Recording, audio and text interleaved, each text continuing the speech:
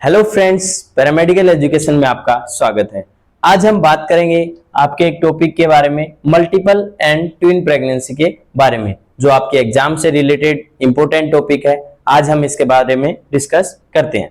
सबसे पहले हम बात करते हैं introduction of multiple pregnancy and twin pregnancy के बारे में। मल्टीपल प्रेगनेंसी की अगर हम बात करें तो प्रेगनेंसी की वह कंडीशन जिसमें दो या दो से अधिक फीटस का डेवलपमेंट एक साथ यूटेराइन कैविटी में होता है, मल्टीपल प्रेगनेंसी कहलाती है। यदि मैं बात करूं ट्विन प्रेगनेंसी की, तो प्रेगनेंसी की वह कंडीशन जिसमें दो फीटस का डेवलपमेंट एक साथ यूटेराइन कैविटी में होता है, ट्विन प्रेगनेंसी कहलाती है। ये 80 प्रेगनेंसी पर एक प्रेगनेंसी ऐसी होती है। अब हम बात करते हैं टाइप्स ऑफ ट्विन प्रेगनेंसी। जो ट्विन प्रेगनेंसी है उसकी टाइप्स की अगर हम बात करें तो दो टाइप से इसको डिवाइड किया गया है, मोनोजाइगोटिक और डाइजाइगोटिक। मोनोजाइगोटिक की अगर मैं बात करूं तो एक स्पर्म और एक ओवम के फर्टिलाइजेशन से दो जाइगोट्स का निर्माण होता है, जो आगे चलकर यूटेराइन कैविटी में दो फीटस के रूप में डेवलपमेंट करते हैं। ऐसी कंडीशन मोनोजाइगोटिक ट्विन प्रेगनेंसी कहलाती है।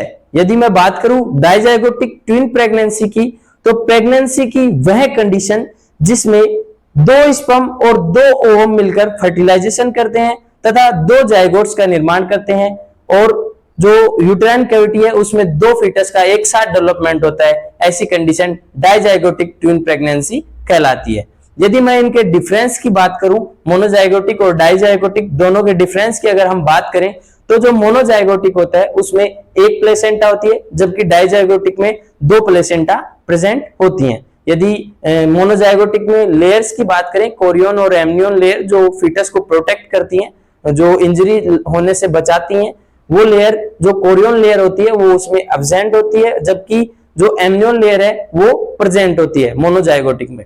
यदि डाइजाइगोटिक की बात करें तो कोरियन और एमनियन दोनों लेयर फीटस को कवर करके रखती हैं।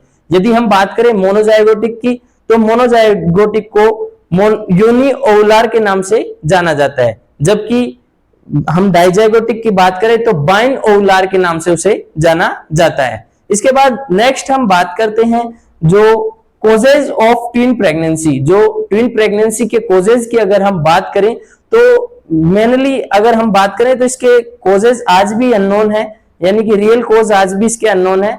लेकिन मेन कोज अगर हम देखें तो हेरिडिटी इसका मेन कोज हो सकता है, जिसमें पर्सनल और फैमिली हिस्ट्री के कारण ऐसा हो सकता है। फैमिली हिस्ट्री की अगर हम बात करें तो जो ट्विन प्रेगनेंसी है, जो प्रेग्नेंट लेडी है जिसको अभी फिलहाल में ट्विन प्रेगनेंसी की कंडीशन या मल्टीपल प्रेगनेंसी की कंडीशन हुई है, उसके पहले भी परिवार में किसी को ऐसा हुआ है, ऐसी हेरिडिटी फैक्टर की वजह से होता है, जो आगे जाकर आनुवंशिकी नेक्स्ट जीन्स में ट्रांसफर होता है, जिसके कारण ट्विन प्रेगनेंसी देखने को मिलती है। यदि पर्सनल हिस्ट्री की हम बात करें तो यदि वुमन मल्टी ग्रेविडा है, यानी कि दो से अधिक बार उसने प्रेगनेंसी पहले भी कंसीव की थी, अब नेक्स्ट प्रेगनेंसी उसने कंसीव की है, तो ऐसी कंडीशन में भी ट्विन प्रेगनेंसी या मल्टीपल प्रेगनेंसी जैसी कंडीशन बनती है।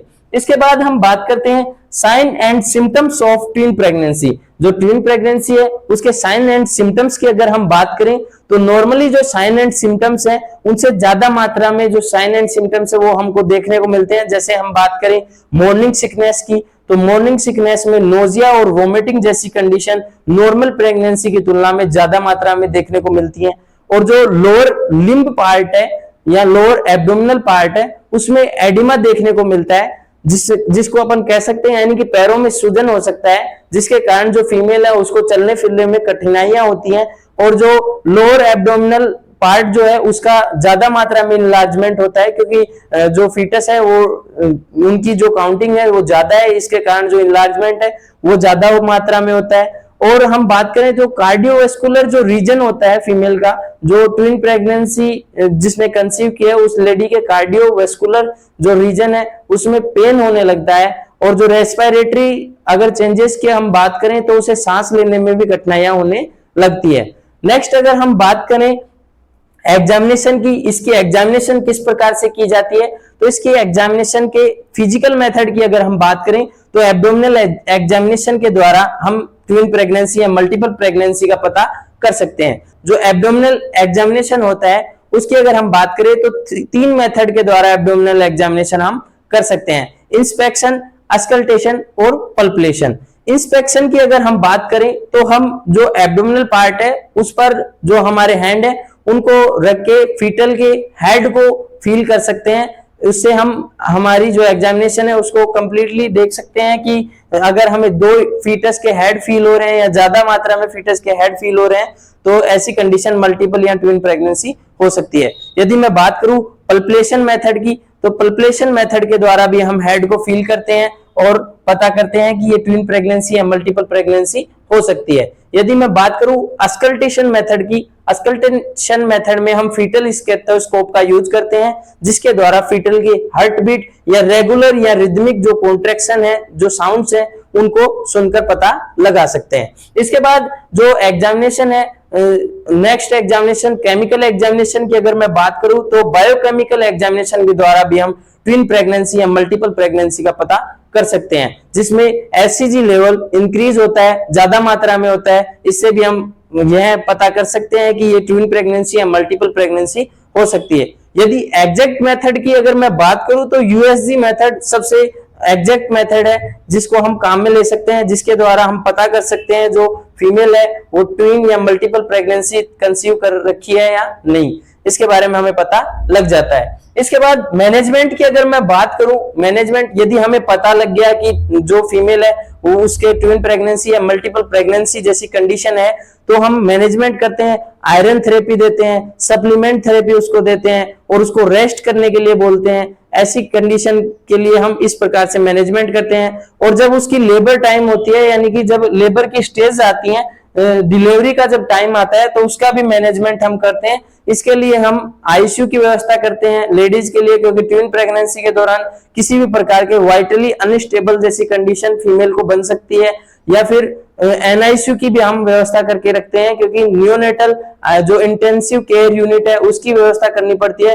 क्योंकि नियोनेटल जो बेबी है उनका ठीक मात्रा में अगर ग्रोथ नहीं हुई या फिर वाइटली जब अनस्टेबल वो है, प्रीमेच्योर अगर बर्थ हुआ है, तो ऐसी कंडीशन में हमें नियोनेटल आईसीयू की भी आवश्यकता होती है।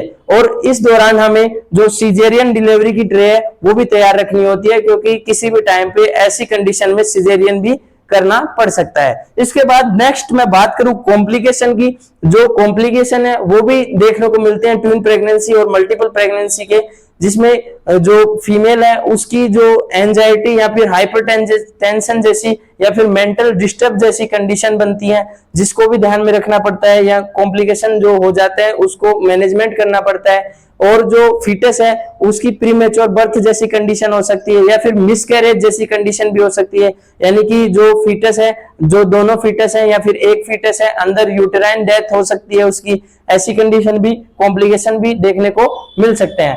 इसके बाद मिलते हैं नेक्स्ट टॉपिक के साथ, तब तक बने रहिए पैरामेडिकल एजुकेशन के साथ। Thank you.